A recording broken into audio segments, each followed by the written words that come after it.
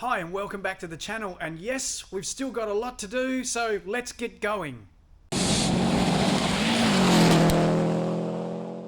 Okay, so it's February already. Where on earth has the start of the year gone? Well, between the holiday season and the very, very hot weather, temps of over 40 degrees, so 100 Fahrenheit every day for days on end, it's been pretty draining. So we are making progress, however, it is a bit slow. And of course, amongst all that, we've got our regular jobs to do. Now, behind me, you may remember this car if you joined the channel or watched back a few episodes. Back in 2020, during COVID lockdown, this was the rally car in the shed that I built. So it's come in for a bit of maintenance and bits and pieces that need to be done, and changing a turbo to get it ready to go for the start of the season. But in the meantime, we got to get on with the Forest Weapon. We've been delayed by a few bits and pieces, waiting for some parts. They've all arrived, and we'll talk through that later. We'll go through the architecture of the electrics for it. In the meantime, we've got to get on with the engine ventilation plumbing, so the catch can and the positive crank ventilation system has to be sorted out.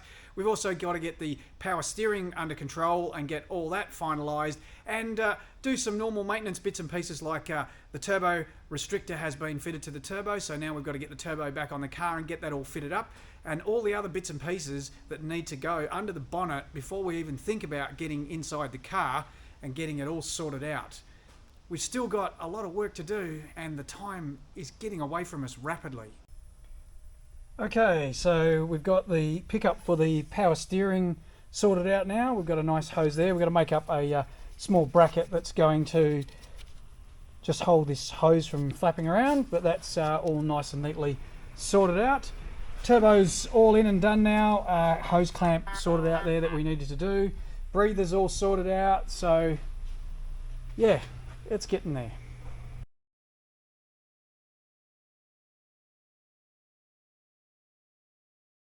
With all that done, it's time to turn our attention to the inlet air temp sensor and the intercooler. The temperature of the air entering the engine is fairly critical, and it helps the ECU get the mixtures correct. With Subaru emitting them in the 99 and 2000 WRX, we need to fit one. The best place for it is as close to the throttle body as you can get it. With some drilling and tapping, voila! It's installed. Okay, so it's been a couple of days since we started this recording. We're planning to put in a whole week on the car and really have a push and get some stuff done.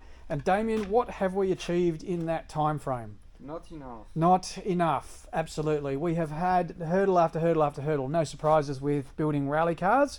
So I did start our video with putting the Link ECU into the factory metal can.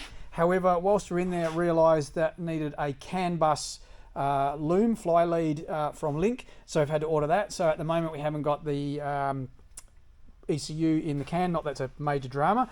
And then we thought, right, okay, now there's plenty of other things on the list to tackle. So one thing that we have managed to do is bleed the clutch, got that sorted out and done now, so we know the clutch is operating correctly. Starter motor is in, which is great, very easy, small jobs to do. We went to bleed the brakes, fitted new brake pads front and rear, got those all sorted in and fitted, and then realised that the master cylinder was seized. It was a second-hand master cylinder because there was problems with getting new master cylinders last year. So we took the master cylinder apart to see if we could sort of get it to move enough and maybe bleed up. It's well and truly stuck, which is a shame. So now we're going to have to source another master cylinder. Still a supply issue with brand new ones. So we'll have to find another second-hand master cylinder and then send out the one that we had on the car and get that reconditioned. So again, another hold-up. We then thought, well, okay, no worries, we'll fit the alternator. That's got to go here. We can get the radiator in and things like that and start getting all that stuff sorted out. However, again, supply issues with that. Found that alternators and radiators, we can get them, no problem. However, very expensive locally. In fact, almost triple the price that we can get some of those parts from online. So we've gone, well, we can get exactly the same parts or the same quality stuff online, so we've now ordered them. So that means that we're not able to fit those bits and pieces either, so we've got to get that sorted out. So in the meantime, we still have plenty of other things to do. We turned our attention to some simple yet time-consuming tasks, So all of the holes that are here, we don't need any of these holes. Some of them are for wiring loom and bits and pieces, and some of them are for like the air filter, the factory air box goes in here. So we're going to blank all these off because we are rerouting the wiring loom. It's not going to come through from the fenders where they normally would come through on a Subaru, and so these holes can all be sealed using foil tape on some of them. These larger holes we've got to use to make up a blanking plate. Also, while we're at it, we are going to fit we've already fitted the map sensor, and we have got to fit a boost control solenoid, which we will drill and tap and fit on here very shortly. Now, normally with Subarus, with these GCs and the GDs, they have a plate that sits in here, which has got the map sensor, a boost control solenoid on it, and a boost pressure sensor. However, with the Link ECU, we only need the map sensor that does all of our boost and vacuum sensoring, and a boost control solenoid, which will be a Mac valve or an aftermarket boost controller that'll sit there. So they will be the only two items plumbed in, which means that this space in here is all free for our power steering reservoir. We have got one of the power steering lines in. The suction line is now done and up to the power steering pump. We may change this long term from plastic. The STI ones of these are metal, so we'll use that. We were going to use aeroflow fittings and braided lines. However, these hoses are not under high pressure, and those fittings, it just basically comes down to budget. It would be nice to have some nice braided lines there. However, there's not really any benefit to that, so we've used instead high pressure hydraulic hose, which is actually cheaper. It's a bit more flexible and easier to work with. And then once we've got the radiator in, we can also do the return line that comes from the power steering rack. So what happens is it'll come from the rack through this line here into the power steering cooler, which will be mounted at the front in front of the radiator, and then back around and into the power steering reservoir, which will then return the circuit via suction back into the pump. Okay, we do have an ignition coil, so we'll get on and bolt that in and bits and pieces. Unfortunately, even though we're trying to put some time and effort into it, it is taking a lot longer than we thought. So, one ignition coil. Look at that.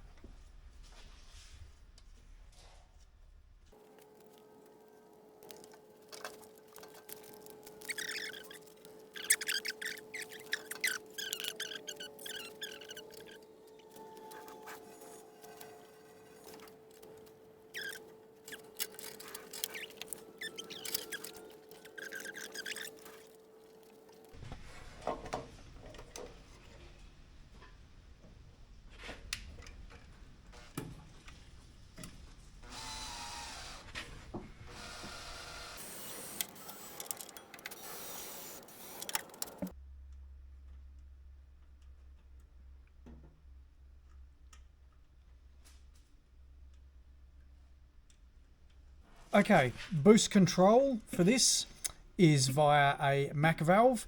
It's a very common fitment to almost any aftermarket engine management system. You can run these with a standard engine management system, but it doesn't really do a lot with them. These are actually a pneumatic control valve. They're usually used in, they're very ubiquitous in process controls, a lot of machinery and bits and pieces, manufacturing and things like that, where air needs to move or vacuum. They're used in laboratory situations, and it just so happens that they work very well for controlling wastegates on turbochargers as well. You can buy genuine versions of these, say Link or Haltech, Motec, whatever, but they're likely to be a Mac valve that has been rebranded. We buy the genuine Mac valves. However, there are lots and lots and lots of counterfeit or fake sort of copies of these that are available, and by all accounts they all seem to work okay. They're basically just a tiny little solenoid in there that opens and closes, and it's fed by electrical current. In the case of the Link ECU, Haltech, Ultronics, things like that, these are PWM controlled, so they are kind of like have an AC pulse.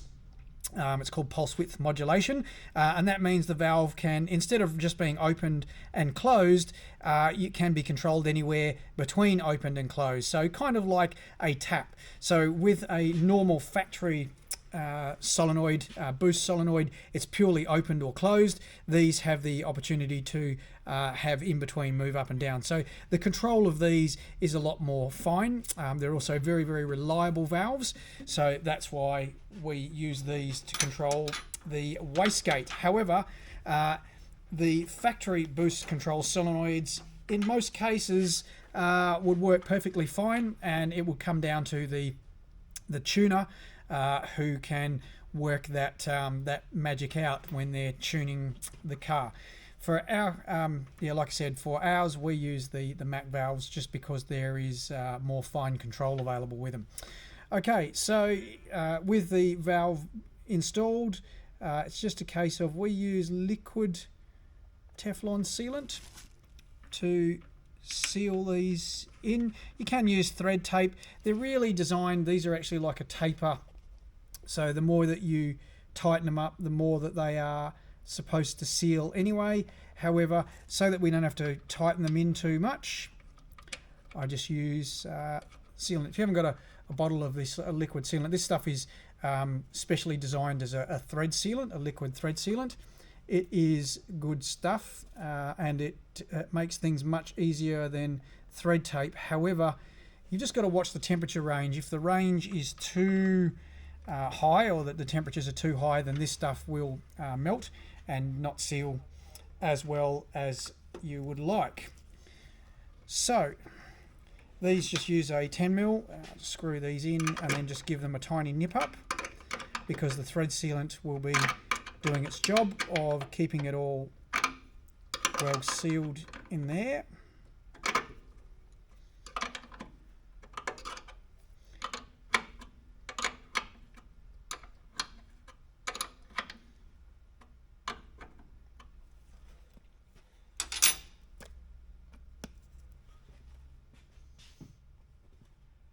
A few questions that come up very commonly with boost control solenoids is there a polarity in which wire is connected to which?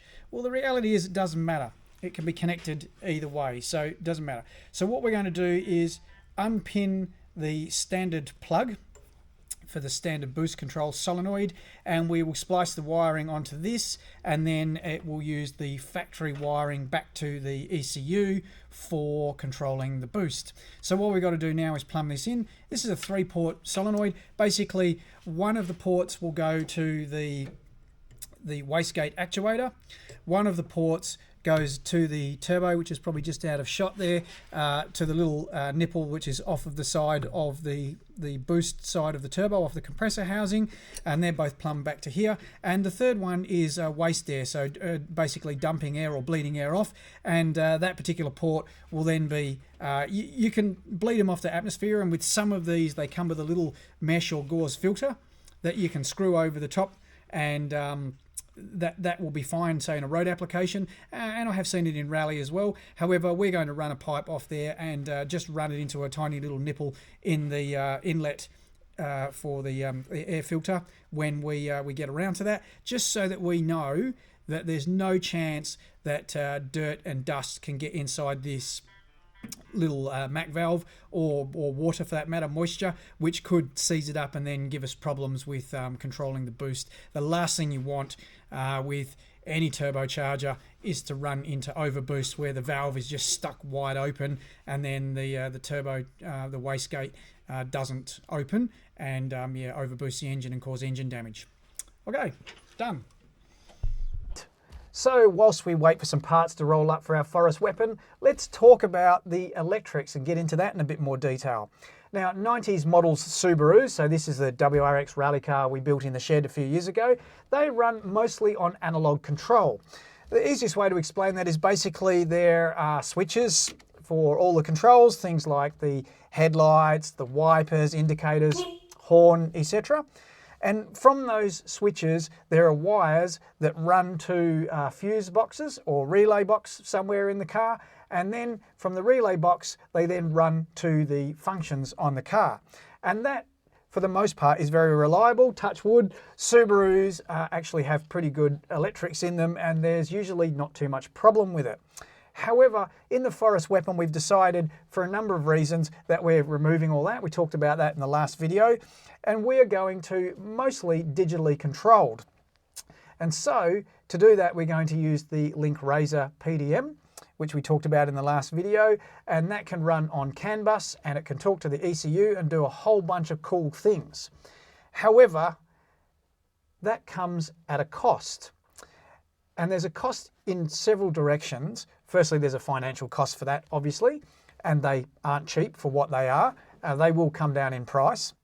However, they also have a cost in terms of the number of inputs and outputs that they have.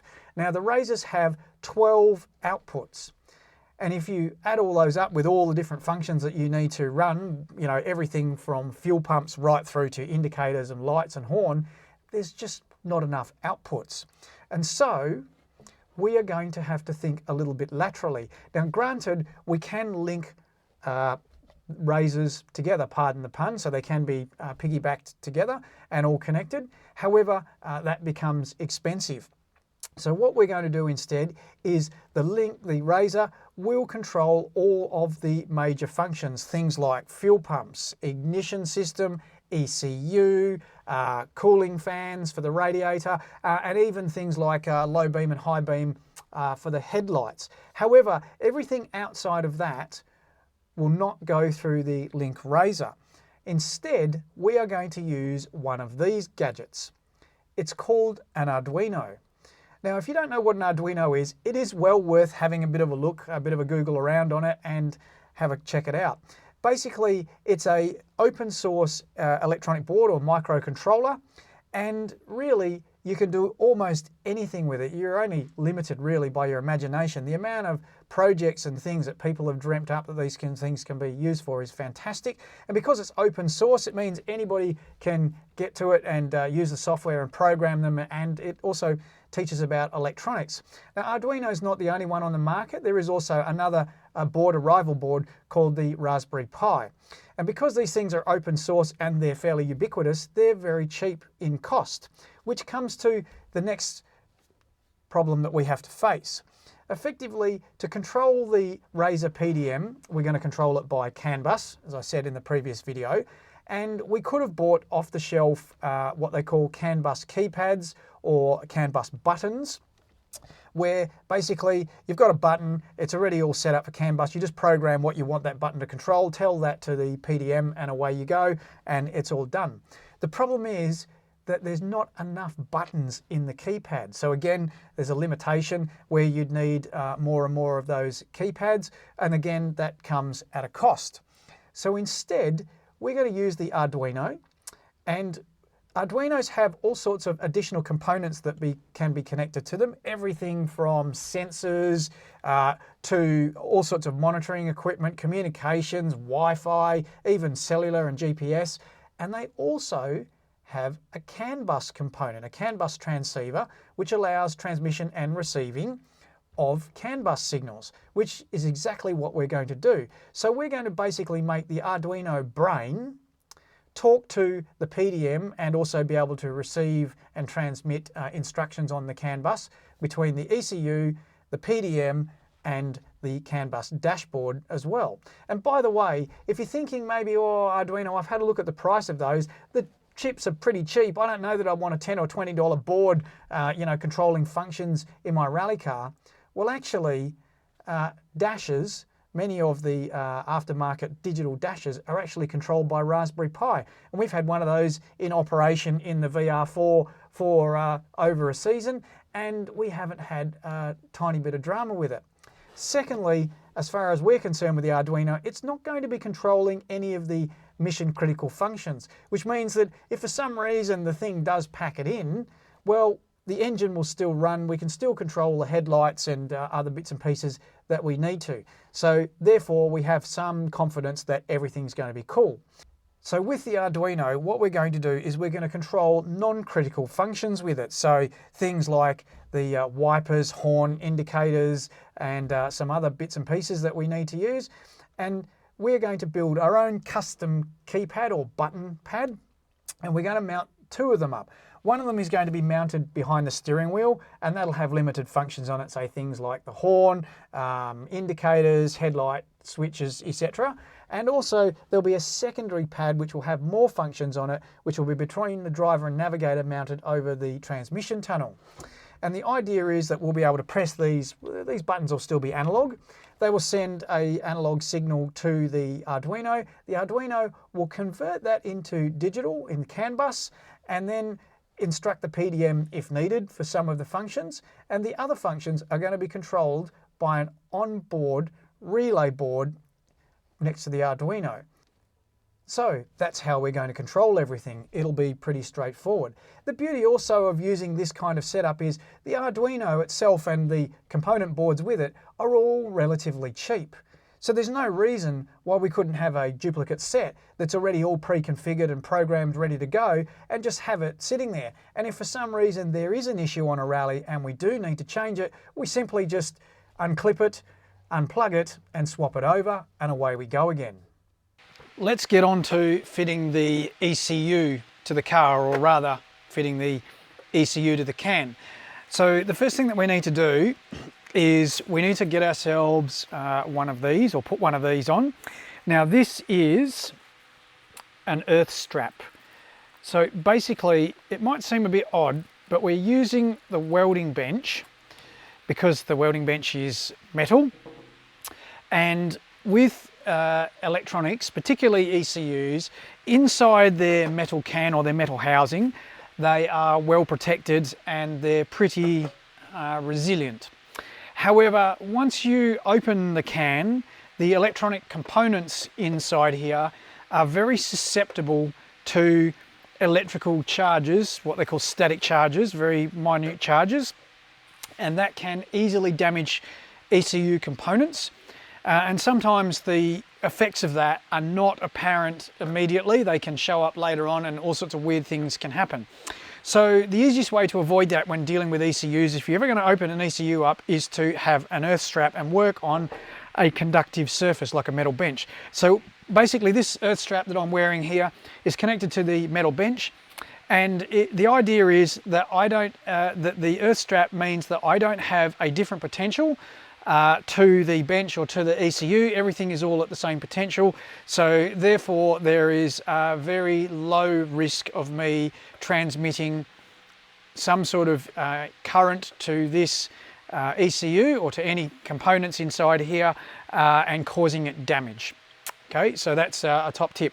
Now with the Link ECUs, they do come with one in the box. It's like a single-use one, a strap which is like an adhesive with some copper contacts in there. I'll show you that when we get the Link box open. However, I use, we do a lot of this sort of stuff, so I use my permanent strap. All right, so the first thing to do is to open up the factory canister or the factory housing.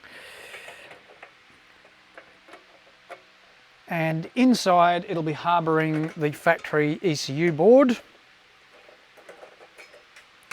Okay, we've got tiny screws, we've got to reuse those screws, so we don't want to lose those. Okay, now this is the factory ECU inside here. It's pretty straightforward in there. Normally there's a centre screw in here, but this ECU has been opened previously, so there's no centre screw retaining that. So that is our factory ECU board. Now the other thing is, even though I'm wearing a strap, we still don't want to touch any of these components on the board, so still the safest way is to handle the board just by its edges. You've got to do it carefully. These are very susceptible to moisture as well, so you want to do these in a dry place. Righto, with that out of the way, then we can get into our Link box and open up our ECU. So this is our Link ECU board. I did say in a previous video that we could have used a wiring ECU for this build. However, we already had this plug and play board ordered in stock, so we're going to use this one in our Forest Weapon. It doesn't make a lot of difference.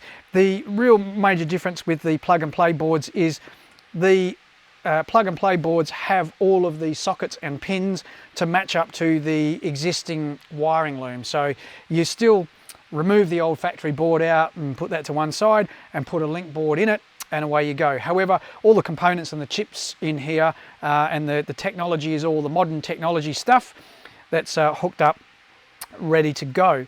So the board simply sits in there. This cable at the back here is the tuning cable, which is already mounted onto the board. That's how you plug in with a laptop and tune the ECU and do all your settings.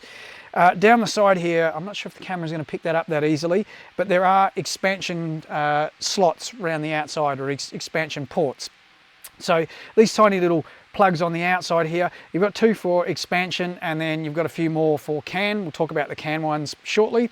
So basically, with an expansion loom, which is sold separately, this allows you to increase the number of features and bits and pieces that can be input and output by the ECU over the factory ECU. I mean, these factory ECUs were made in the 1990s and they were pretty good for their day. However, of course, you know, 25 years later, things have changed dramatically. The componentry to run the engine has shrunk. However, the amount of versatility of the board has changed dramatically. So with this, it allows us to run all sorts of functions. We're particularly interested in the air temp sensor because in the 2000 and the 99 WRX, they do not have an air temp sensor in the factory ECU, and the wiring isn't there for that. So the expansion loom allows us to run that. So we will run these wiring out to a air temp sensor. We can also do a whole bunch of other cool stuff in there as well, like run, say, fuel pressure sensor, oil pressure and oil temperature sensor, and other bits and pieces. Also allows us to run things like, say, anti-lag. If you want switchable anti-lag, we can run it all through this particular loom. So this loom will get plugged in. Now there's 2 ports here. We're going to use port 2, which basically gives us a temperature. There are assigned temperatures in there already, so we know by the color code and by the port we will use those to do that. So it's just simply a matter of getting the loom out. These looms come in a couple of different lengths. We usually order the larger length so that we know we've got enough length on there. There's a lot of wires that aren't going to be used on this loom, and at a later stage we will coil those up and keep them in areas where we may use them in future. It gives us a whole bunch of other options, which is great. So very carefully we then just plug the expansion loom onto the board, and with a positive click, that expansion loom is now set on the board. Now, on this board also, we talked about in a previous video, we're going to be using CAN bus. So for the CAN bus, we need to have a CAN loom. Another separately sold loom for these things. I haven't done that the neatest at all. It's a bit messy. Basically, this is another plug and play device that goes onto the board, and this end here is ECU, this end here we can then run to our wiring loom, and this will go to the CAN PDM, and also to the dash and our control panels and other bits and pieces. So for that, we shall use CAN port 1. Again, nice little click in there. Careful not to touch the components, just gently clicks it in. So with all of these cables in here, we can see that we aren't going to be able to close the lid with those in there. Now we don't want to cause any damage to these or the board, so what we're going to have to do to get these expansion cables and CAN and tuning cables out is we're going to cut a neat little slot in the back of the ECU here in the top of the lid, and then that will allow us to bring all of these cables out nice and neatly without causing them any damage, and then we know we can confidently sort all this out. With the magic of television, we've got a nice little slot cut in the back there for the wiring to come through.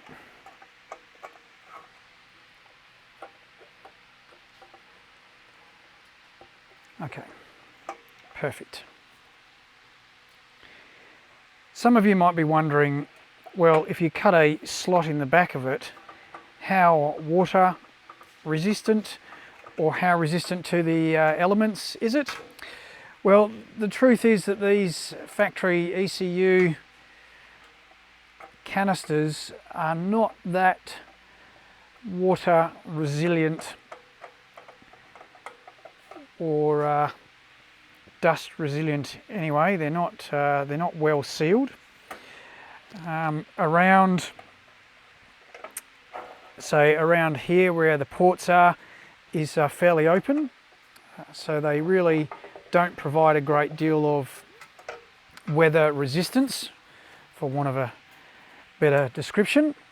So really the way to deal with these is to make sure that where the ECU is mounted, and we are going to use the factory mounting position, is fairly weather tight, and there's not too much risk of the ECU getting water on it. And we have to go to some lengths to do that with sealing up grommets, etc. in the firewall, just so if a car goes through a water splash, you know, and the floor as well, the same. We don't want water to find its way up into the ECU or any of the boards or any of the wiring in here, because that could very easily spell disaster for this ECU. Righto, with the exception of just needing to cable tie these together just to neaten them up and hold them in position. That is the link ECU fitted inside a factory canister. Cool. Right, so that's where we are. We have got quite a bit achieved. However, there is still quite a long way to go. This project really has taken a lot longer than we thought it would. Hope you've enjoyed our progress on the Forest weapon build. Thanks for watching. Please like, give us a thumbs up. It's very important for the YouTube algorithm, and subscribe, and we'll catch you again soon.